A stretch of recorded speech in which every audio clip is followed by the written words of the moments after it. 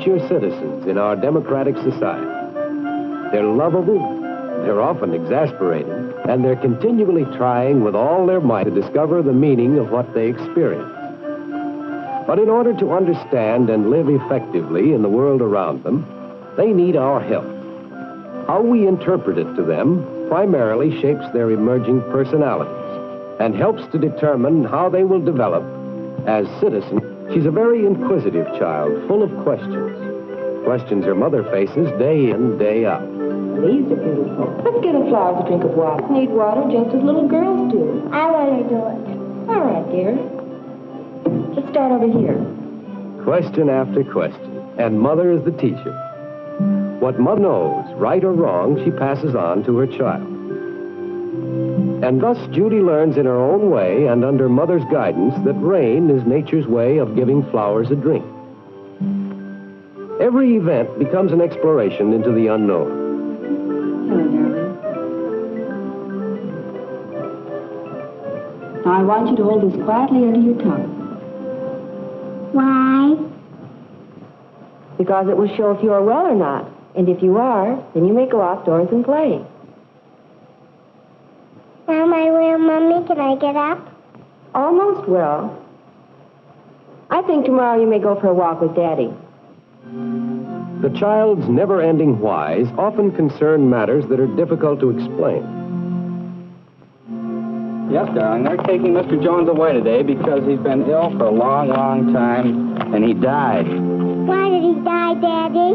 Well, you see, honey, when people get to be very, very old, and they've been sick for a long time, they die. Mother doesn't know, does she? No, darling. Mommy and Daddy aren't old. We won't leave you. By facing such questions frankly, parents help children to accept confusing and often frightening experiences more easily. Every new event becomes a source for new questions. Who is this? Why does Mother hug this stranger? So this is little Judy. Well, come on, give me a kiss. This is Uncle Harry, darling. Give him a kiss. Why? Oh, come on. Well, because he's my brother. No, I don't. Brother, wonders Judy. She knows only little girls who have brothers, but she can't understand that this big man could be Mother's brother. And she doesn't know what uncles are. Now, of course, forcing Judy to kiss the stranger might make her rebellious. Fortunately, Uncle Harry understands children. He realizes that it will take time for Judy to accept him and realize what relatives are. This time, her question leads to an understanding about mothers and babies. Mother, look what Kathy got. Yes, dear, what is it? Where did Kathy get the kittens? Why, they're her kittens, darling. She's their mother. What are they doing? They're drinking mother's milk. Mothers always nurse their babies. Did you when I was a baby? Yes, darling, I nursed you. And not only little girls, but little boys love to ask questions. That is how they discover much of the world around them. On walks with Father, they can ask questions, like this one. What's this man doing? He's giving the man a ticket. Why? But the ticket tells the man he was driving too fast. Oh. For the moment, Jimmy seems to be satisfied. But then he goes on thinking, which leads to more questions. Daddy, why does the policeman do that? Because the policeman doesn't want that man to hurt somebody. Why? Well, son, 'cause policemen watch out for us. Now, that makes sense. And Father's answer makes Jimmy feel secure in a world of grown-ups. But Bruce is having a hard time. Like many small boys, he wants to walk alone, like grown-ups. Grandmother insists that he give her his hand. Now, that doesn't seem fair. Oh, yes, you will take my hand. Billy, see that policeman across the street? He'll come and take you away if you don't take my hand. Oh, yes, he doesn't like bad boys. He doesn't like bad boys? Why, poor Bruce. He doesn't understand why Grandmother is angry, or why the policeman should think that he is a bad boy. Well, maybe policemen don't like little boys.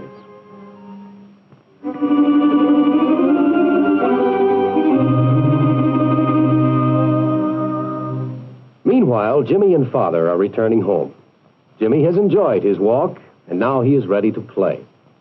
Remembering the policeman whom he saw this afternoon, he chooses his toy policeman to play with first. Children's play is creative.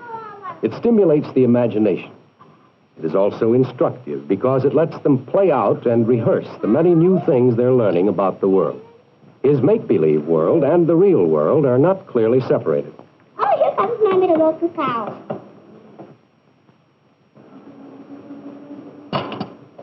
Look, Papa has to lie down. Take a little rest. Even calms Mother and steps on Father, and that wakes Father up, but Mother's asleep. But through play and by asking questions, he shows how he is learning the meaning of all events. But soon Jimmy is tired of playing alone. Now he has questions to ask and needs someone to answer them. And Mother is always around. Sometimes Mother asks questions and Jimmy gives answers. And sometimes it's the other way around. This, too, Jimmy likes, because he feels so grown up when he knows the answers. And every answer shows not only what Jimmy has understood about the world, but also what he is learning from his mother and his father about life. Cows have to eat. They grow big. What is this cow doing? Well, it looks like he's resting. For the same reason. And I know why. So it goes big and strong. That's right.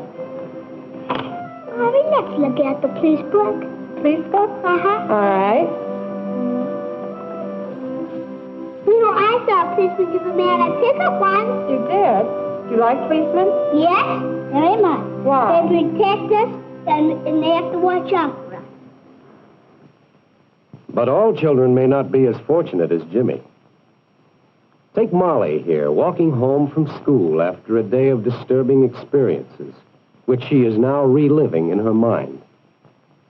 Boys and girls, you may take out your library books now and read them while I'm talking to Molly. I've got the test papers here, Molly. Here's yours. I can see that you didn't understand the test. Why didn't you ask me about the questions that you didn't understand? You know that I'm happy to go over those things again. Why, Molly? Why don't you ever ask questions? I didn't want to disturb you. When she was 3, Molly was always asking questions. She was a gay and happy child, eager to learn and to grow up. Mother, why does this horse have stripes? Not now, Molly. Mommy's busy. You're going to spoil her cake. Mother, why? Please stop asking why all the time. Nice girls don't ask their mommies why when they're busy. You never mind now. Sit up on your chair and look at your book. Molly's mother doesn't mean to be discouraging.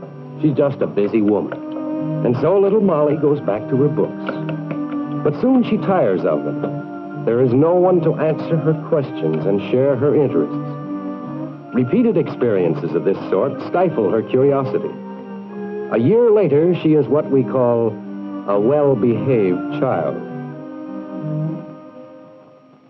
Now, Molly's father approves of his boy's interest in cars. What are you doing? Hi, Phil boy. I'm fixing the carburetor. Oh. Cleaning it out. Been working on it all morning. You know, these new gadgets are getting more complicated every year. When I was a kid, like you are, why, I could fix this with a penknife. Daddy, what are you doing? What makes the engine go? Oh, Molly, don't ask questions. Now, you run along. This isn't for little girls. You run along and play with your dolls. You'll get dirty. And so Molly becomes what some people call a very good little girl. In fact, so good and quiet that she gives up questioning altogether. Then Brer Rabbit grabbed up his banjo and he pranced right into the party, a-strumming and a-singing a song. Some folks travel fancy, some folks travel plain. Some folks goes on horseback, others takes the train. Some folks has a carriage with a coachman on the bow. But when I goes to a party, I travels on old. I didn't know you all knew that.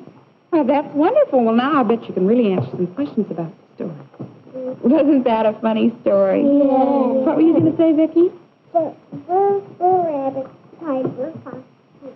While all the other children gaily break in with questions and volunteer answers, Molly just sits and watches, not quite daring to be like the others.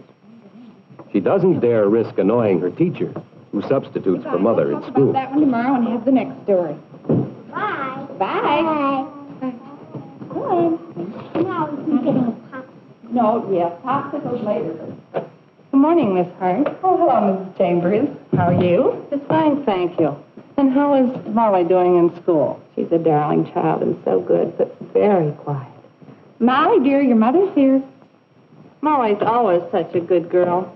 She is a good girl, but she needs to be encouraged to play with the other children, trying to get her to ask more questions, to enter in more to the group. Well, just give her time, I always say. Just give her time. Why didn't you ask? I didn't want to disturb you. But, Molly, you don't disturb me. I want you to ask questions like all the other girls. I like what you say. I wish you'd speak more often in class. You take your paper and look it over, and then let's talk about it. Yes, ma'am. Molly is obviously an extreme case. Every child is frustrated at times by busy parents, but when continuously discouraged at home, like Molly, she may be handicapped in adjusting to the world. Now, Molly may regain her courage if helped by a sympathetic person, in school, for instance. It is essential that children in their earlier years be permitted to ask questions and be encouraged to explore the world with self-confidence. For by answering the whys of children, we help them to understand our way of life and to learn, as personalities, to live in the world with others.